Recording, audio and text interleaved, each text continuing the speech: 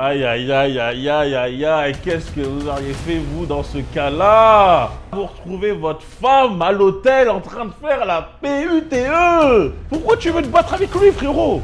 Pourquoi? Le client, il sait que c'est ta femme. Les frérots, des fois, faut pas essayer de se venger sur le gars, mais c'est sur la meuf, hein. Waouh, non, c'est grave. Attends, donc là, elle est morte. Et avant de mourir, son souhait le plus cher était de se faire casser 200 fois par 200 hommes différents. Ok les gars, aujourd'hui c'est une vraie vidéo, ça va être encore une fois une vraie vidéo, j'espère que vous allez bien les loups. Les gars, désolé pour le bruit strident qui vous casse les oreilles, je suis le premier à le subir. J'ai pris en tout cas les dispositions à faire, en tout cas je les ai appliquées. J'ai appelé la résidence, ils vont m'envoyer un technicien, ils veulent envoyer un technicien que de chez eux, etc. Ça prend un peu de temps parce qu'il y a des vacances, mais ça va être réglé. Ça va être réglé. Je vais sans doute le répéter pour, dans le cas où des personnes n'auraient pas vu cette vidéo-là. Mais en tout cas, ça va être réglé. Vous inquiétez pas, les gars, ceux qui disent « Ah, j'ai mal, j'ai mal, j'ai mal !» Ça va être réglé, frérot. Ça va être réglé. Sois un peu fort. Tiens. OK? Donc là, on va pas sans plus attendre. On va regarder directement une vidéo. Un homme qui va vivre notre pire cauchemar. Retrouver notre femme à l'hôtel en train de faire la timpe. Aïe, aïe, aïe, aïe, aïe, aïe. Bref, j'en dis pas plus, on y va. C'est qui? Qu'est-ce que tu fais là? Qu'est-ce que tu fais? Qu'est-ce que tu fais? Lâche-moi! Fais mal avec un client. Lâche-moi! Monsieur, excusez-moi. Lâche-moi! Reste là-bas, toi, reste là-bas. Lâche-moi! T'es avec un client, sale pute. Ferme la porte, ferme la porte! T'es avec un client, c'est filmé. Qu'est-ce que tu fais? J'appelle les dieux. Aïe, aïe, aïe, aïe, aïe, aïe, aïe, qu'est-ce que vous auriez fait, vous, dans ce cas-là? Dans ce cas-là, vous retrouvez votre femme à l'hôtel en train de faire la PUTE. La PUTE, littéralement, c'est ça. Hein. C'est une escorte et là, il y a un client, là, je ne l'insulte pas, travailleuse du S. Ah, c'est dur. Ah, c'est dur. Ah, je sais que tu as envie de tout casser. Hein. Là, il faut vraiment un self-control de fou et dire, ok, d'accord, je me casse parce que sinon, je vais faire une folie. C'est très grave, c'est très grave. D'ailleurs, frérot, tu vas m'enlever toute la nudité parce que là, il y a les seins à l'air, on voit les vieilles fesses du mec là, etc. Mets-moi une nudité de ouf, mais c'est grave. Waouh! Je vois là, tenez. Sur le camp, t'es filmé. T'es avec un client. Sale pute. Viens, t'es un client? Ferme ta gueule, reste là. Je te baisse ta mère, moi. Je te baisse ta mère, moi. Je te baisse ta mère, moi. Pour qui? Regardez Farah Boulabi. Je m'en fous! Elle est avec un client. Sur la vie de ma mère, c'est Il bon. dit carrément le nom et le prénom de la meuf. Ah, c'est dur. T'as le client, lui. Pourquoi tu veux te battre avec lui, frérot? Pourquoi? Le client, il sait que c'est ta femme. Il sait que c'est ta femme, il sait qu'elle est en couple. Ouais, le client, il a juste appelé un numéro, il s'est dit, je veux 2 meufs. Déjà, il se fait plaisir. Il a dit, je veux 2 meufs ce soir, cet après-midi, là, pour 30 minutes, 1 heure. On va s'amuser tranquille. T'es là, tu l'affiches en 4K, le gars, il n'a rien fait. Il n'a rien demandé. Il te dit, désolé, frérot. Il est tout aussi surpris que toi. Les frérots, des fois, faut pas essayer de se venger sur le gars, mais c'est sur la meuf. Hein. Faut essayer d'accabler la meuf, pas le mec. Le mec, il savait rien. Il en savait rien, frère. Monsieur, viens là, je te nique ta mère. Non, monsieur. J'appelle la mais- police, t'as qu'une prostituée. C'est la mère de ma fille. J'appelle les capitaines. Ah ouais, bon. La mère de fais là sa fille. Vas-y. Ah ouais, bon. Tu sais que là, tu comprends encore plus pourquoi c'est les nerfs, parce que c'est pas, comme je le pensais, c'est pas, vas-y, tu prends ses affaires, tu la tèges et disparaît. C'est la mère de ta fille. T'es lié avec elle jusqu'à la fin, quoi. Waouh, non, c'est grave. Méfiez-vous, les frérots. S'il vous plaît, méfiez-vous. Faites une petite enquête sur vos femmes. Voyez avec qui elles sortent de temps en temps, son passé, ses amis, comment elles sont, etc. Parce que j'imagine qu'il y en a plein. Il y en a plein d'entre vous qui pensent « Ah, je sors avec une frappe atomique, ah là là, c'est incroyable !» Cette frappe atomique, elle est en train de se racheter, là. Elle s'est mise avec toi parce que, voilà, quoi, elle veut se refaire une petite réputation, une réputation de scène, mais son passé, il était incroyable. Les gars, faites attention. Ah, c'est chaud. Qu'est-ce que tu fais là? Vas-y. Non, les Attends, attends. dehors. Tu me fais ça? Tu viens hier soir, je te baisse chez toi Non. et tu me fais ça. Non, il n'y a pas de souci, on attend là. Qu'est-ce que tu fais là, toi? Voilà. Hier soir, il lui cassait le dos et le lendemain, elle est à l'hôtel pour gagner 150 balles la demi-heure. Waouh, c'est chaud, hein, c'est chaud. Fouf, ça fait mal, ça me fait vraiment mal. Là, vas-y, on va passer à autre chose parce que les gars, ça c'est vraiment le cauchemar de tous les hommes. Là, on a quoi là? Un article de cultination.officiel. Je vais vivre de mes propres règles. Okay. Diagnostiquée d'un cancer en phase terminale, elle a divorcé de son mari et a couché avec environ 200 hommes avant sa mort. Donc là, bon, je vais pas rigoler. Attends, donc là, elle est morte. Et avant de mourir, son souhait le plus cher était de se faire casser 200 fois par 200 hommes différents. Elle a divorcé de son mari. Putain. Et vous me dites que le diable, il n'existe pas. Non, là, j'en ai rien à faire. Là, je ne peux pas valider, les gars. Attends, on va voir plus en détail. À 42 ans, on a annoncé à Molly Koshan qu'elle n'avait plus que quelques mois devant elle. Après des années de combat, son cancer du sein était revenu partout. Foie, os, cerveau, métastique, stade 4, terminal. Molly a alors décidé de vivre le temps qui lui restait uniquement selon ses propres règles. Ok ? Elle a quitté son mari après 15 ans de mariage, un mariage où elle se sentait invisible, surtout depuis qu'elle était malade. Elle a enfin mis des mots sur les abus sexuels qu'elle avait subis, enfant, et qu'elle avait enfui pendant des années, pendant des décennies, et elle a repris possession de son corps, le seul bien que le traumatisme et la maladie lui avaient volé. Faudra m'expliquer une chose, hein. Pourquoi toutes les femmes qui ont subi un problème de ce type-là, qui est super grave, qui fait mal, etc., pour reprendre possession de leur corps, c'est d'aggraver la chose en te donnant encore plus à des personnes, surtout des inconnus, tu vois.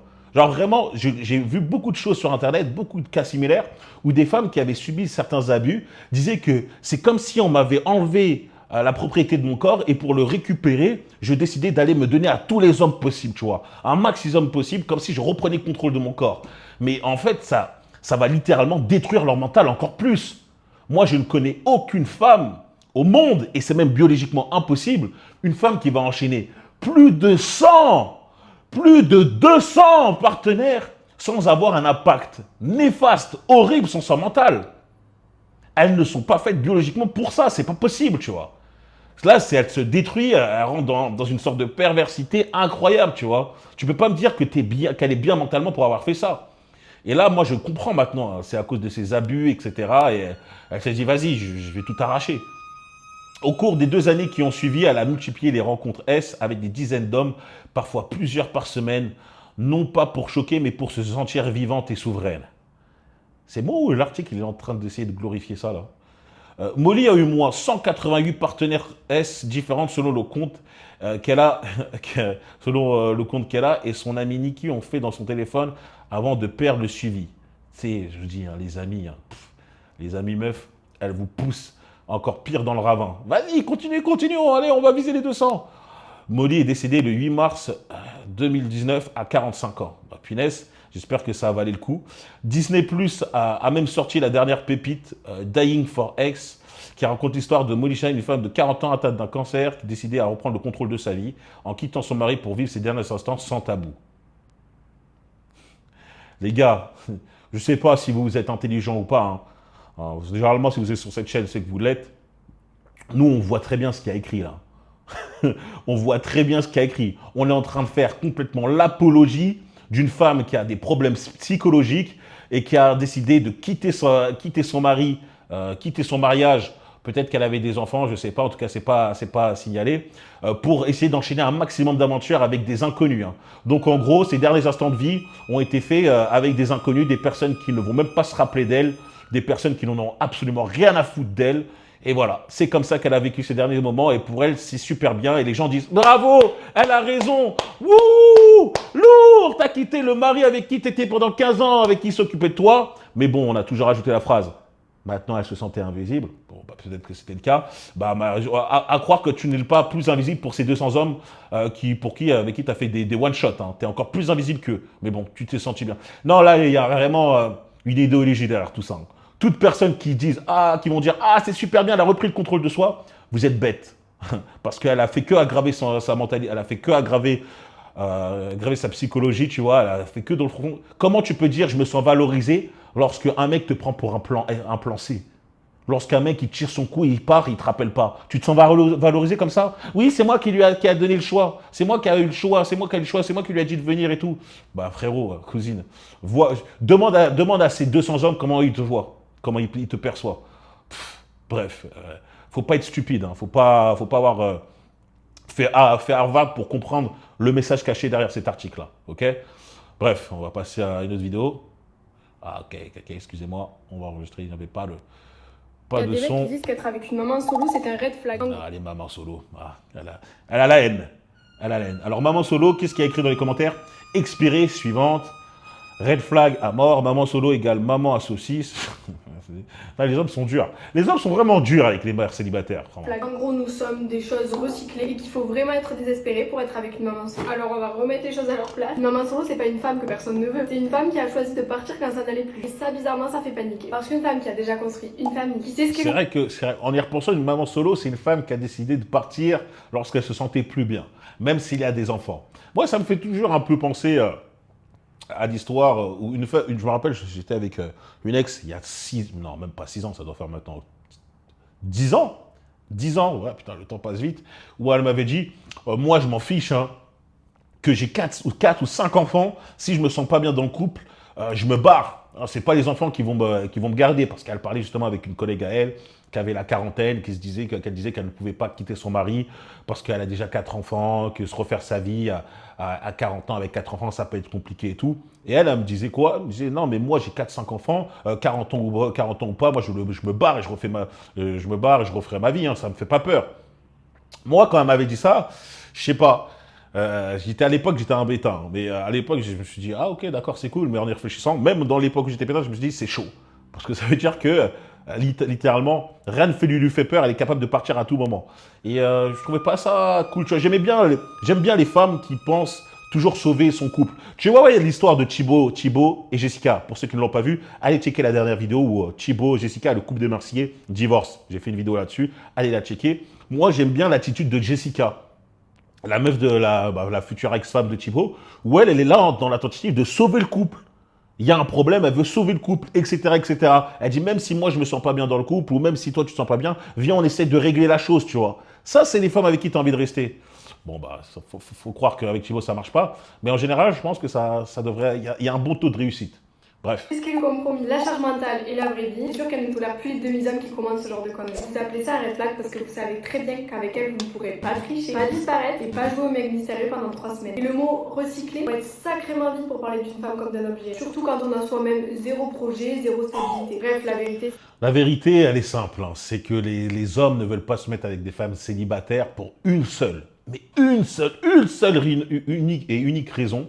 Très simple à comprendre. Ça sert à rien de parler de je sais pas quoi, elle est prête, elle sait ce qu'elle veut, elle fait ci, ça, on s'en fout. La seule et unique raison, c'est qu'un homme ne veut pas investir son argent sur un enfant qui n'est pas le sien. C'est simple! Tu vois, ça sert à rien de parler de compromis, ça sert à rien de parler de personnalité forte, ça sert à rien de parler de blablabla. Tous les hommes sur Terre s'accordent sur une chose, généralement, une mère célibataire, le seul problème, c'est pas son âge, c'est pas son truc, c'est investir sur un enfant qui n'est pas le sien. Beaucoup d'hommes ont du mal avec ça. Parce que généralement, tu vas investir sur un enfant qui ne partage pas ton ADN, qui ne te ressemble pas, et qui parfois peut même être ingrat. Ingrat. Hein? Je vous invite à revoir la vidéo où je parle de Deontay Wilder, où il dit qu'il a mis l'enfant, justement, de sa femme. Hein, sa femme avait déjà un enfant lorsqu'il s'est mis avec elle. Il a mis l'enfant de sa femme sur son testament. Son testament. Là où il n'y a que ses enfants de sang biologique, il a dit « Je t'aime tellement que je vais mettre ton enfant avec qui je ne partage aucun lien. Aucun lien vrai, rien du tout, sur mon testament. » Et que son enfant, cet enfant-là, lui a même dit « Tu n'es pas mon père et tu n'as pas à faire ça. » C'est comme si, en gros, il lui crachait dessus. Il lui dit, putain, je suis en train de tout te donner, et toi, tu me dis, t'es pas mon père, et j'en ai rien à foutre, moi, je t'ai jamais demandé ça. L'ingratitude. Voilà de quoi ont peur les hommes. Ils ont peur de cette unique phrase, peut-être cliché, mais qu'on l'a déjà entendue très souvent. Hein. Elle n'est pas que dans nos rêves, hein. Les clichés sont tirés de la réalité. Tu n'es pas mon père, tu ne seras jamais mon père. Je te considérerai jamais comme mon père. C'est uniquement ça. Donc bon, elle avait le délire de oui, on est trop forte, on est trop ci, on a trop de personnalité, etc. C'est ton gosse. C'est juste ton gosse. Bref, la vérité, c'est simple. Une maman solo, c'est pas un red flag, c'est un filtre. Tous ceux qui commentent avec autant de haine, c'est exactement les hommes qu'elle ne laissera jamais entrer dans sa vie. Abonne-toi. Ouais, bon, bientôt, on va nous dire que c'est une chance. C'est une chance. Hein. Elle a déjà un enfant, c'est une chance. Non, c'est juste parce que on veut pas, les hommes ne veulent pas investir sur un enfant qui n'est pas le leur. Bref, c'est tout pour aujourd'hui. C'est déjà assez costaud. Dites-moi ce que vous en avez pensé en commentaire, si vous êtes d'accord avec moi. En tout cas, l'histoire de l'hôtel, c'est dur. Hein, ta femme, elle est sur sex model, ça fait mal. Ça fait mal, ça fait mal, ça fait mal, ça fait mal. Bref, n'oubliez pas le commentaire Foril pour les référencements, de vous abonner à The Foril Place pour vous développer mentalement, physiquement, financièrement. C'est en 2026 justement qu'il faut tout donner et accompagne-toi d'hommes concentrés. Et pour les retrouver, si tu n'en as pas autour de toi, chez The Foril Place, tu as tout ça. Abonne-toi, like, partage, retrouve-moi sur Instagram, Brian.Foril pour me parler, c'est là-bas. Et sur Patreon. Viens checker mon Patreon, les gars. C'est très lourd ce qu'il y a à l'intérieur. Je vous laisse. Peace.